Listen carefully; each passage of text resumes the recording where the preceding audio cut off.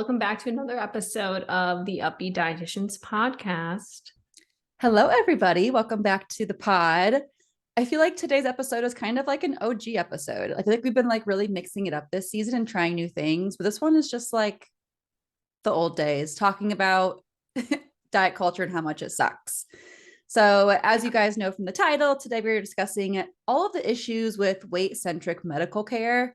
We've, of course, touched on this multiple times based on like our own experiences and what we hear from like clients and patients.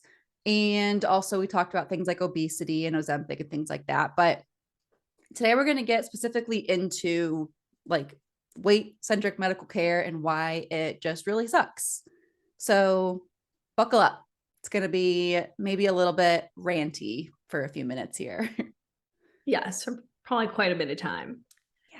So we'll just dive right into it because we're going to have a lot to say. So just in general, the traditional healthcare model, which I'm going to say this is specific to Western medicine. I don't know much about other medical systems, but this is going to be specific to Western because that's what we know best. We work in it. We were brought up in it. We are very much exposed to this. So traditional healthcare kind of tends to be more weight-centric, meaning that there is this heavy emphasis on BMI and weight being utilized as a measure of health. So essentially, like if you're in a larger body, you're viewed as being less healthy. And since weight and BMI is emphasized so much, that just keeps being pushed and pushed. Yeah, exactly. As we've alluded to before, and you guys likely know if you're not new to our podcast, like this obviously can do more harm than good when all we think about is someone's body weight. Like it's all we're looking at when they come to the doctor's appointment. They are there for a sore throat, but because their BMI is overweight or obese, which by the way, we'll be using kind of in like air quotes today. We talked about this in the obesity episode way back, which we'll link below, but don't really jive with those terms. But to kind of tie it into this episode, we will be using them, but with good old air quotes. But if someone comes to their doctor with that non-weight related issue, but their weight is an issue to that doctor, the doctor or whatever provider might bring up weight as an issue, even though it's not, taking away from the care of the actual issue at hand, which sucks. Yeah. Which sucks. I've heard just so many stories from people in my DMs, people in real life, like patients and clients. Like we are not just saying this because we are like weight neutral dietitians. We have all this bias against like using weight in healthcare. Like, no, like we see this like all the time causing problems with people. We also have studies to back it up too, which we'll link some of those below too. Yeah. And it unfortunately goes beyond the healthcare system, which makes sense from where it comes from, because we were like taught this weight-centric model to follow. Every single case study we did in college, we had to calculate the BMI. Like it was never relevant. But no, always. Why? I don't you're so right. I like thinking about like, why did we do that? But we always had to identify the case studies BMI. Even in like our exercise classes too, like when we're talking about like training clients, hypothetically, like in our like ex-phys classes and stuff too, always calculating BMI. Yeah. It is crazy how much power BMI has over the education system, the healthcare system, the world. Like we are giving this tool too much power. I mean, we'll get to this, but like insurance companies are looking at BMIs, like it is used so frequently, and it's literally just a ratio of height to weight, which I feel like we shouldn't go too much into BMI because we have a whole episode on it. But I was going to say that. Go listen to our BMI episode. It is very good. Also very ranty, but we really dive into BMI and why it's such a silly little tool.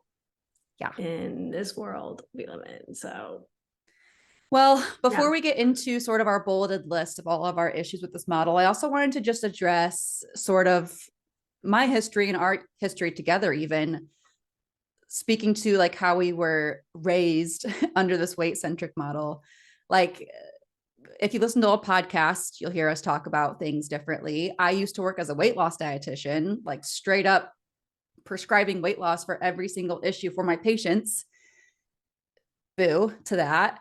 Like, I guess I'm just bringing this up because it's showing how, like, again, like how not normal, is normative the right word? Like, it's what's happening. Like, we It don't is, I'd question say these normal. things. Yeah, like we don't question these things until we have a reason to question them.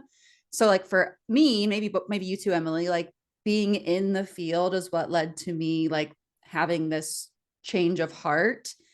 So if you maybe you're like brand new to this concept and you like read this title and you're like, what do you mean the issues with essential care? Like nothing wrong with that. Like I myself am this BMI, so I should be losing weight. It's not healthy for me. Like we were there too. And not to say that your beliefs are wrong, but there's just a lot to think about and to talk about when it comes to all this. And I guess that's the point of today's episode, is just to raise awareness. I think it's overused, but that's what I'm trying to say, I think. I think that's a good way to put it. We're here to provide another perspective as providers who work in a weight-centric world and don't have weight-centric philosophies. But we're at one time part of the problem. So we can kind of speak from Yes. both sides. So look at that growth. Look at that growth. We love that for us. So let's get into it. Because I feel like I'm already not going to be happy. I'm sweating. Like I have sweaty hands, but it's okay. What's new? Yeah. So start off, the first issue with the weight-centric model is BMI. We're not going to go a ton into BMI. Listen to the episode. Listen to our obesity as a disease episode. We'll link both of those in the show notes. And essentially just like you can't, long story short, you can't identify someone's health status by their BMI. It's an incredibly flawed tool. It's one data point in this whole plethora of health. And it is heavily utilized because it's cheap and quick and very discriminatory. Mm-hmm. I don't know if it's being used honestly because it's discriminatory, but it's an easy tool to use and it ends up being very harmful. Yeah. And I don't want to speak badly about all doctors and PAs, because of course there's really good ones out there, and dietitians are on the bad end of things too sometimes. But that happens all the time. Like as someone who has a history of working in a large system with just, good old charting, like what happens is you put your patient's height and weight in, it calculates BMI. If it is overweight or obese, it is red, or underweight too, which is good, I'd say, that it pops up red. So that's like the first thing that your eyes are drawn to on their chart in the system that I've experienced with anyway. And some providers see that, it's not flashing, but I was gonna say flashing red, but it doesn't flash. That'd be crazy. That red number though. And they're like, we have to talk about this because it is an issue for this person. Yeah. And you're already like just even if you're like subconsciously doing it, you're making an assumption about someone before you're even going in, just based off of that bolded red box or whatever.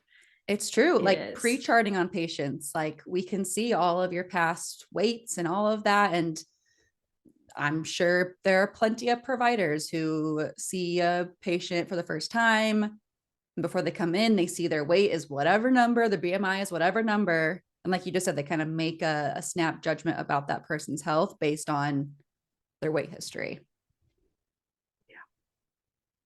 Yeah. One not great data point, like Emily said. Yes, just one. So yeah, that is one of the issues. Issue number 2 kind of goes right along with it, but contrary to what diet culture will tell us, weight does not equal health. We often see people like complimenting weight loss because we feel like their health is improving. They're so much better off now that they're losing weight. And on the flip side, if someone gains weight, you're like, oh my gosh, what's going on? Are you okay? You must be getting sick. Their health is getting worse because they are gaining weight. But that is just like not necessarily how it works. In fact, being underweight, again, like all based on BMI here, but being underweight has a higher mortality risk than being overweight or even obese. I think, I can't quite remember in terms of ranking, is it overweight has the lowest mortality risk, then normal weight, then obese, and then underweight. So That like being underweight sounds is, right. yeah, Which is like romanticized. right. Exactly. But being at a lower weight, and again, we can't necessarily say that being naturally thin is a bad thing because being naturally larger isn't a bad thing. But like Emily said, it's romanticized and it's glorified in this way that we were always pursuing being as thin as possible below what our body wants to weigh. And when that happens, we do have that risk of that low weight being linked to things like, weakened bones and fertility issues, poor healing, poor recovery from illness. So, and of course, like we just had higher mortality risk as well. So it's like when in the weight-centric model, like being overweight or obese is what is so demonized, but usually those people are actually healthier than those who are, according to BMI, underweight. Yeah. And it's just because we live in a like thin focused diet culture ridden world, that in a very fat phobic world, that there's all this emphasis on weight. And like you said, the weight loss is always complimented. I hear people talk about like, I'll just be out in a restaurant or out and about, and I like recently heard this like group of people talking, and they're like, have you seen so and so recently? They look so good. And they're like, yeah, they lost 30 pounds. And I'm like, this is what we're taking our time to talk about. Like, I am all for gossiping, but not like there are more fun things to gossip about than someone's changes in their body. That's incredibly boring. Yeah. And like yeah. Like, and meanwhile, yeah. Emily and I were just talking about before we got on air about like selling eggs and How much money in our childbirth. baby. Yes. And our babies marrying themselves in Yeah. incest. I think that's way more fun than discussing our weights. Yes. Much more fun. Yeah. We're entrepreneurs, if I say so myself. But there are other things you can utilize to measure your health. So you're probably like, well, I hope I'm not going to assume what you're thinking about health, but weight is placed so much on that pedestal. It's kind of like other things are forgotten, like health markers, like lab values, blood pressure, things of that sort are a little bit more objective and can improve even if someone's weight doesn't change. It happens all the time. All the time. And then, like Hannah said, actually, I don't know if you said this. I might be confusing this with like the other 50 episodes. We talk about this all the time. Yes. Where we said this, that like there isn't any evidence that says weight loss alone cannot improve a person's health or lower their risk of disease. Like weight loss and weight changes in weight is not a behavioral change. It's an outcome. People make like changes to their dietary habits, their physical activity levels, things like that might lead to weight loss, but it's not like, oh, I'm going to start like compare like I'm going to start eating a vegetable a day compared to like I'm going to start losing weight. And suddenly it happens. That's not how it works. Right. Right. I don't think I said that this episode, but I've definitely said that until I was blue in the face a million other times. And I probably will just continue to say it until everyone understands it. But yeah, we have this concept because, again, of diet culture and all those things that, okay, but what about like type 2 diabetes and heart disease? That's all because people are getting fatter, right? but we don't have any evidence that shows that direct correlation there, or that direct causation, excuse me. There is correlation, but there's not causation.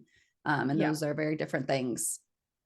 So we just can't say that if someone has type 2 diabetes, that losing weight is going to get rid of their type 2 diabetes. It's just not how it works. People of all size bodies get heart disease, type 2 diabetes, have bad knees, have bad backs. It's just more complex than that one data point, the number on the scale. So fun. So fun. I'm so glad we went into this as a profession. Our next issue, we'll just keep this fun train going, is maintaining long-term weight loss is difficult and not even always possible. Like, it's not, I know I'm going to trigger Hannah. It's not as simple as a calorie deficit. Like, genetics plays a role into our weight. Social determinants of health play a role. Our like body's natural biochemical processes fight against weight loss. The body does not like to change, and weight loss is a pretty big change, and it will fight to remain stable, maintain that homeostasis. And dieting is the number one predictor for, am I saying this wrong? Dieting is the number one predictor for weight gain after weight loss. Or is it dieting is the number one predictor for disordered eating? Could be both. Could be both. But many studies have shown that after 2 years, people gain the weight back. And it's incredibly hard to keep off, especially with those extreme methods that people are utilizing. And that diet culture is pushing. It's not like it's the people's fault. It's like the system is setting you up for failure. It's not sustainable. So they're making sure you come back and give them more money. Yeah. I have said this hypothesis before, and it is just a hypothesis, I think, as far as I know anyway. Maybe there's someone that's proved it. But people are always talking about, oh, we have this obesity epidemic. Everyone's getting bigger. We need to stop it. But more and more people are dieting and like restricting. Maybe that's what's leading to this quote unquote obesity epidemic. Like, because we know that dieting and restricting can actually just lead to this weight cycling and weight regain. Have we ever considered that maybe that is what is leading to people continuing to put on weight beyond their body set point happy weight, because they're constantly restricting and their body is always trying to fight back against that, leading to that weight cycle that leads it to go back up? Just a thought. It is a very interesting hypothesis. I've never thought about it that way, but that's true. Like, as time goes on, like 100 years ago, what year are we? 2023. 100 years ago, there were probably still diets, like some type, but not nearly as accessible and as marketed, like heavily marketed as they are now. Well, and now like it's so disguised, like wellness culture and just clean eating, and I mean orthorexia basically in a nutshell. Like pretty much everyone is dieting and they're usually getting praised for it, but it's actually just disordered eating in disguise. Yeah. And I want to mention too with my hypothesis that I fully believe that there's always been people in larger bodies in the world, obviously. Yeah. So that's the other argument against the obesity epidemic. Like, there's always been people that are just in the overweight and obese category. That's just how bodies work. But if there is that rise where there's more and more people in larger bodies, I do wonder if it has something to do with just the constant dieting and restriction and the yo-yo dieting and the weight cycling and all that goes along with it. Something interesting to think about. Maybe my new life's work will be doing whatever has to happen to prove that.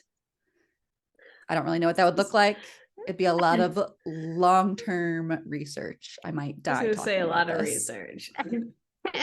Which I don't actually like to do. So that'd be interesting. Totally fine. We'll have to find someone else to do it for you. Yeah. I'll be the spokesperson, the face of the. There we go. The movement. Well, you mentioned weight cycling. I know I'm jumping down, but you mentioned weight cycling. So I want to talk about weight cycling. Me too. And If you're not familiar with this term, it's essentially when people like dramatically lose a lot of weight from dieting and then regain the weight, and in most cases, even more than they lost in the first place. And it's this like yo-yo dieting where you're kind of going back and forth, back and forth. And yo-yo dieting has been shown, slash weight cycling has been shown to have negative side effects that like is linked to a shorter lifespan. It's linked to increased risk of type 2 diabetes, high blood pressure, high cholesterol, and heart disease. And it's possible there's an association between the weight and the health risk can be attributed to the weight cycling more than the body size, because you're just throwing your body in this loop, like back and forth, back and forth, back and forth, freaking it out, putting in fight or flight. It's trying to do everything it can to just remain as it is. But because all these extreme changes are getting thrown at it, it's not happy and not stable. Exactly. Like a person who maintains a little bit of a higher weight, but they're about that weight for most of their adult life. Of course, we're going to fluctuate a little bit, but they are likely going to have, again, depending on many factors, but possibly better health outcomes than someone who was at that same weight, but then lost 20 pounds, gained 30 back, lost 40, gained 10 back. Because of that weight cycling, that person is likely going to be at higher risk, like Emily said, type 2 diabetes, high blood pressure, all of those things, because of that weight cycling, even though now they're at that lower weight than that person who just maintained that higher weight. But that weight cycling puts so much stress on their body that it leads to those possible negative outcomes.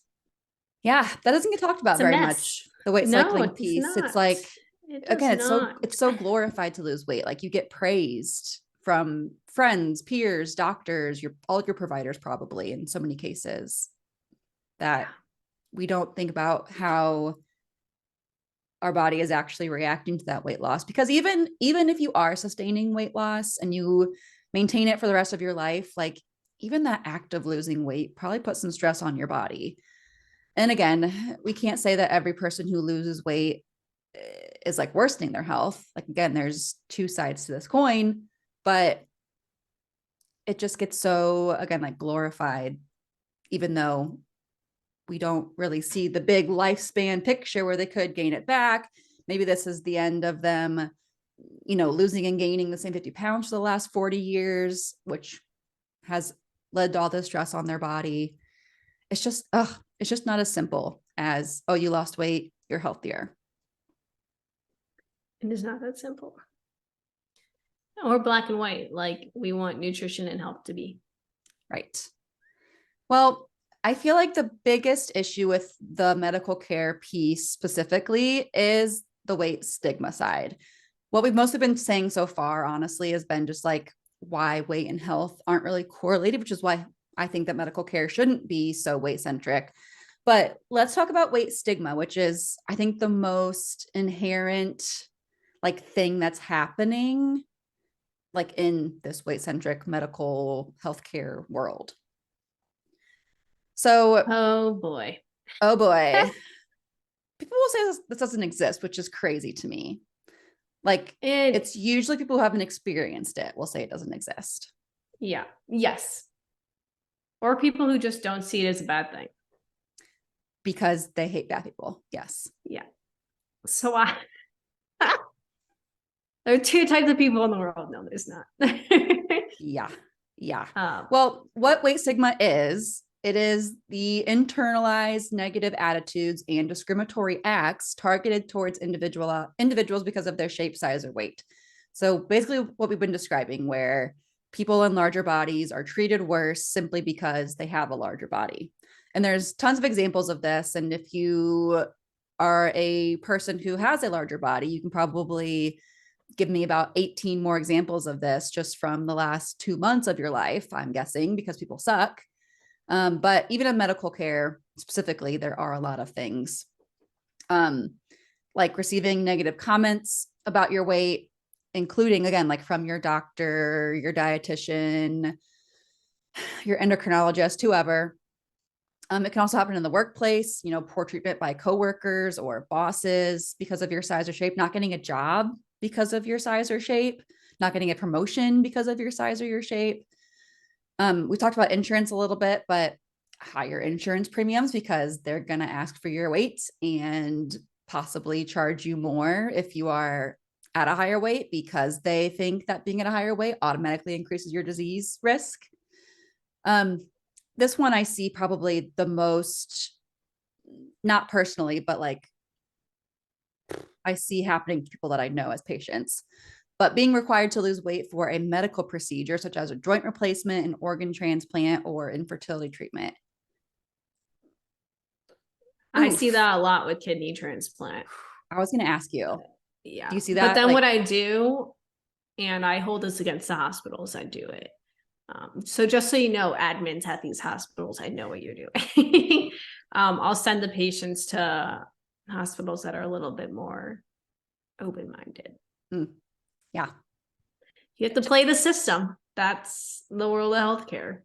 Like, I can't get a new kidney because my BMI says that I'm unhealthy. Like, I've literally had multiple patients who like their labs are every single month, like right where they need to be. They are doing their dialysis treatment. They are like following the dietary recommendations. They take like they're prioritizing their health so they can try to set their body up for like the most seamless transplant transition, and they'll be categorized as like overweight or obese, and they will not like take them or put them on the list. And I'm like, insane. what? So they're not allowed to get on the list, even though, like I said, labs are better. They're prioritizing all the good things, but maybe someone who has a normal weight is on the list, even though they aren't having Even though labs they that look might as good not. as this person. Yeah. It's crazy and so frustrating. So I'm literally like, frustrating. if you were normal, you were at a normal, like categorized at a normal weight, you would have had a transplant by now. And that's so frustrating. I've seen lots of patients who have told me that they were advised to lose weight before they could start infertility treatments. Like, they couldn't do IVF until they lost weight. I feel like the biggest one I see is joint replacements. They won't do their knee replacement until they reach a BMI of 40. So frustrating, especially because, again, people of all sizes can get knee injuries and have knee issues, but also their knee hurts so bad, they're pretty much immobile. They can't exercise. So weight loss becomes even more difficult for them. And so they're just like stuck between a rock and a hard place because they need to lose weight, but they can't do a whole lot about it because their knee is so effed up. It's frustrating. I can only imagine how frustrating it is for those who actually are experiencing it. Yeah, it's crazy. And I want to point out before we move on to our last couple of points that this is even worse for those who not only are in larger bodies, but also have other stigmatized things like a disability, people of certain races, genders, ages, sexual identity. All these things can compound together for just like all this, again, like compounded stigma that leads to all these negative health outcomes. So it's bad enough if you are in a larger body, but if you've got a larger body and all those other things too that everyone also doesn't like, oof, it's rough out there for those people. It is.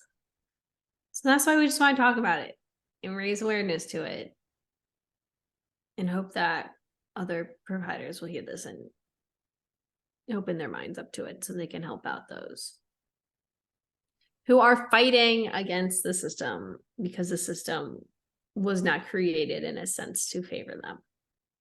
Correct. Well, we've got a couple more. These should be quick because we can definitely piggyback off other episodes. But the other issue, obviously, at least obvious to us with this weight-centric medical care, is the possible development of disordered eating and eating disorders.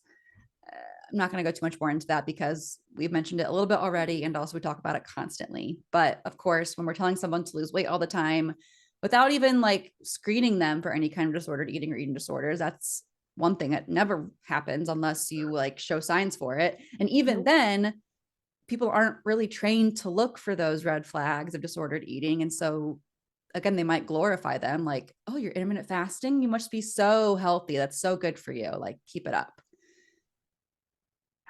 So that's one. Thoughts on that one before I move on to our last bullet point? I don't have anything to add. We talk about it all the time. All the time. I'm honestly, I don't want to say I'm tired of talking about it because it's very important to me and I'll keep talking about it. But it's just frustrating that this just keeps happening. It never is going to go away, it feels like.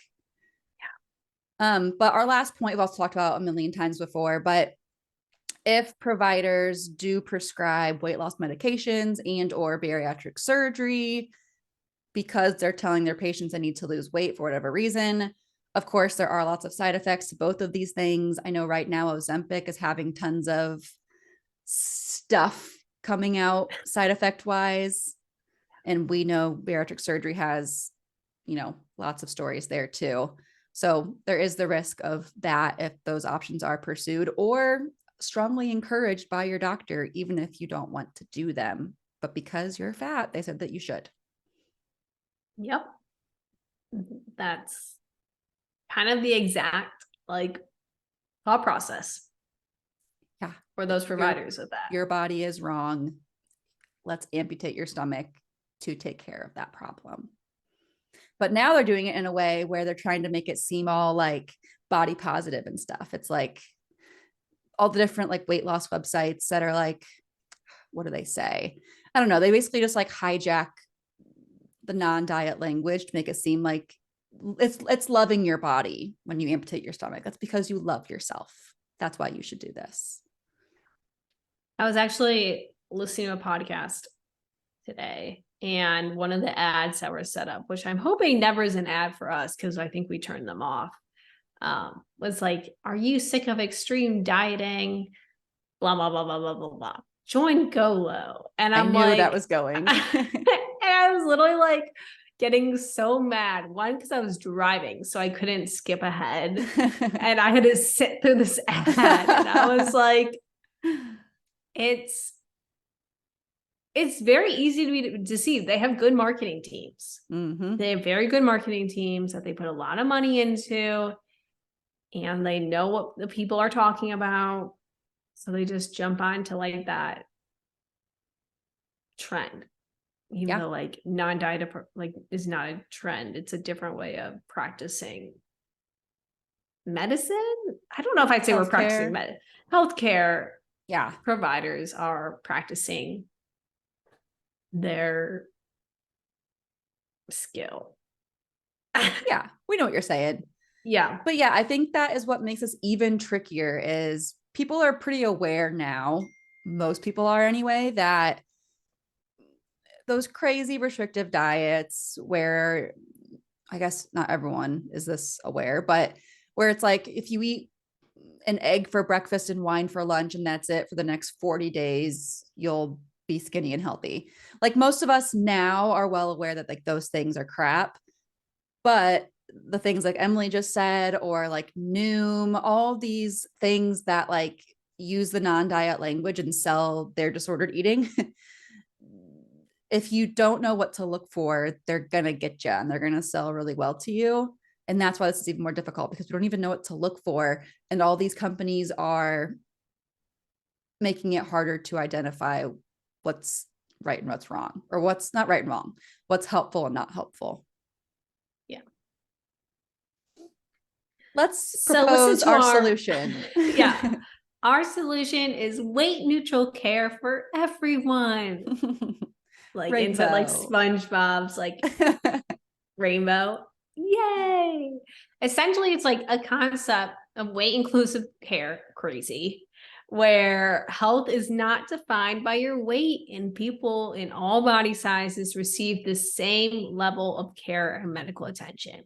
And it sounds very simple, but I feel like you're promoting obesity right now. I actually, yep, that's what I'm doing. Yep. What is that? It's like it's literally as simple and as not simple, because the world will not make it simple, as just treating a person without allowing the bias of their weight to get in the way of your care. And this doesn't mean that like weight has no impact on your health in any way, mental or physical. It is a component of your health, like we talked about. It's one data point, but it's looking at the bigger picture and not just this one thing where like someone comes in for a sore throat and weight loss is recommended. Someone comes in for a sore knee, weight loss is recommended. We're not looking at, it's like taking that into account, but looking at other things going on. Like, I don't know, maybe they have the flu, run a swab test. Maybe they have some type of like inflammatory disease going on. Check their labs. Don't just, it's beyond just their weight. And it doesn't mean we can't discuss it, but it's like the way you discuss it with the patient. There is a way to discuss weight without being triggering, and it's something that I say more newer providers are adapting that language, but there's a lot of people who do not speak about weight in a non-triggering way. Yeah. And I think it should be the patient's choice too. Like if they want to bring up concerns they have about their own body weight, by all means, like bring it up, talk about it. And like as a dietitian, working with clients who know that I am a weight neutral dietitian, I always tell them like, we can still talk about your weight, and they'll bring it up, the concerns they have about their weight, and we'll talk about it, but not in a way where I'm like, oh yeah, you're totally right. Like your body is too big. Let's talk about how to cut calories. Like it's not off the table. We're just talking about it completely differently than how it's usually happening right now. And it's the patient's choice to bring it up. I'm never going to bring up a patient's weight and say, oh, I see in your chart last time you got weighed, it was this. Let's take care of that as a problem, because obviously your health is getting worse because of that one number. Yep. That's not happening. And we have to also acknowledge, which I don't know any healthcare policy like screening system that acknowledges or looks for the risks that come with weight loss. Like that's not even talked about. Weight gain, so, like, definitely. Yeah. But or I think of like medication commercials. Like I've never heard one say, you might lose weight on this, be warned, but they will say weight gain is a possible side effect. Yeah. I have heard them talk about weight loss, but it's always spun in a positive way. Like you might also, they say like, you might also lose weight. Kind of like Ozempic being for diabetes, but now being for weight loss. Yeah. Yeah. It's the way they like the positive versus like the negative verbiage around it. Exactly. And to just list off the many other positives that come with weight inclusive care and why we want it. It's linked to improvements in, not limited to the following, but we'll list off a few: general health behaviors of like increasing movement and more nutritious food choices, improvements in blood pressure, cholesterol levels, self-esteem and mood, body image, weight stability, eating behaviors like reduction in disordered eating, which is great. We don't want to drive them to an eating disorder.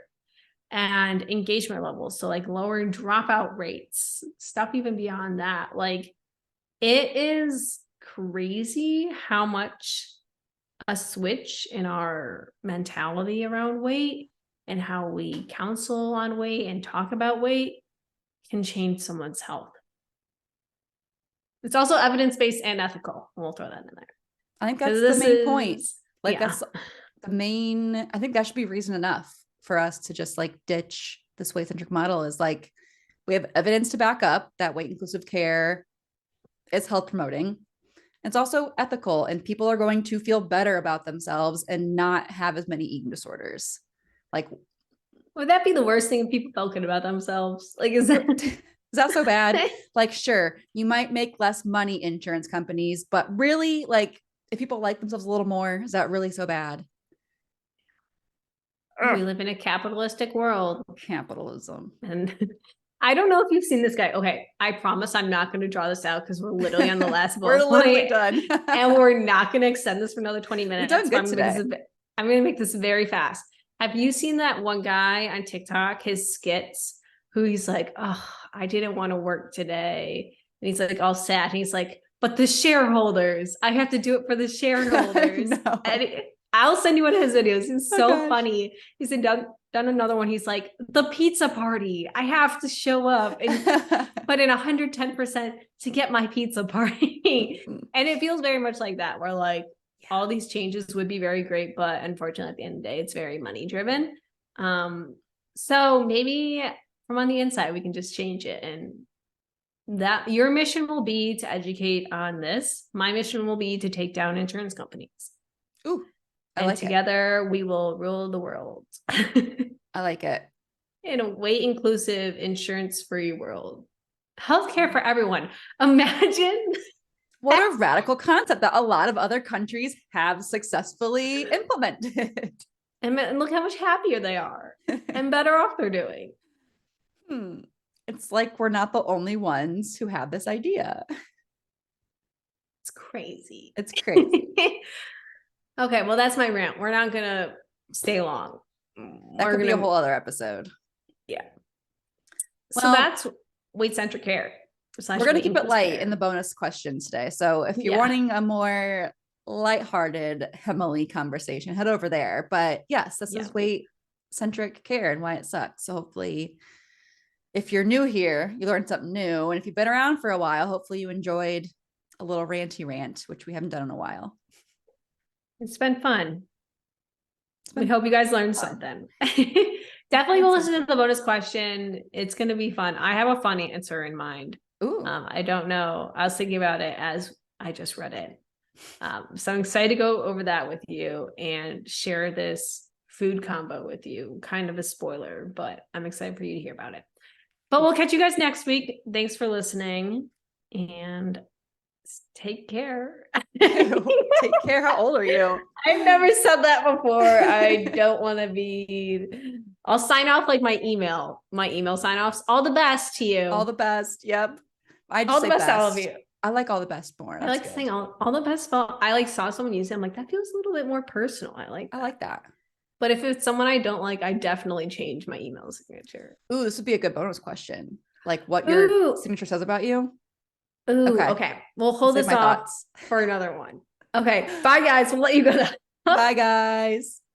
Thank you so much for tuning in on this episode of the Up-Beet Dietitians with your hosts, Emily Krause and Hannah Thompson. We appreciate you all so much for continuing to support us. In order to support us and sustain the success of this podcast, please subscribe and leave a rating and review. If you'd like to provide us feedback for future episodes and guest stars, follow us on Instagram at the Up-Beet Dietitians. Lastly, you can show us support by providing a monthly donation using the link at the end of our bio. Once again, thank you so much for listening today and stay tuned next Wednesday for a new episode. Until then, we hope you have a wonderful rest of your week.